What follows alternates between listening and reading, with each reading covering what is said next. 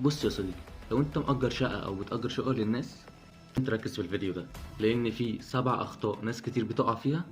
الاخطاء دي ممكن تضيع منك الشقة او تدخلك في محاكم سنين. ركز معايا وخلينا نبدأ. الخطأ الاول ان العقد يبقى من غير تاريخ بداية ونهاية. في ناس لحد النهاردة بتمضي عقد مكتوب فيه يبدأ العمل بهذا العقد من اعتبار تاريخ التوقيع وخلاص. المشكلة ان كده العقد ممكن يتفسخ في اي وقت. لازم تكتب العقد يبدأ من كذا بتاريخ كذا وينتهي بتاريخ كذا، ويتجدد بموافقة الطرفين، غير كده انت بتلعب بالنار. الخطأ التاني ان مفيش رقم عداد ولا كهرباء ولا مية. لو العقد مفهوش رقم العداد القانون هيحسب العداد ملكك انت، فاكتب رقم العداد وعداد الغاز لو فيه. ممكن ثانية واحدة بس تنقذك من ديون ناس تانية. اعرف واحد يا صديقي استلم شقة وبعد ما استلمها اتفاجئ ان عليها 8000 جنيه فواتير. يلا مش هقول اسمك اللي في بالي. الخطأ التالت إن ما يكونش فيه معاينة قبل التوقيع أصلا. لما تمضي لازم تعاين الكهرباء، المية، الشقوق اللي في الحيطة والسباكة والتشطيب، تعاين كل حاجة. ولو لقيت أي حاجة فيها مشكلة اكتبها في العقد علشان محدش يرجع يقولك إيه ده أنت اللي بوظتها. الخطأ الرابع مفيش شرط صيانة واضح. أنا مثلا واحد مأجر شقة، الملك يجي يقول لي لو اللمبة اتحرقت تبدلها أنت. طب أنا لو السقف وقع أعلقه أنا؟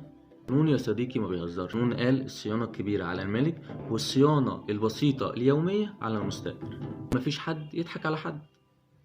والخطأ الخامس هو استلام الشقة من غير محضر استلام يا صديقي. لازم تجيب ورقة لوحدها وتكتب فيها استلمت الشقة بحالة كذا وكذا، العفش إن وجد، مواصفاته وكذا. ده ليه يا صديقي؟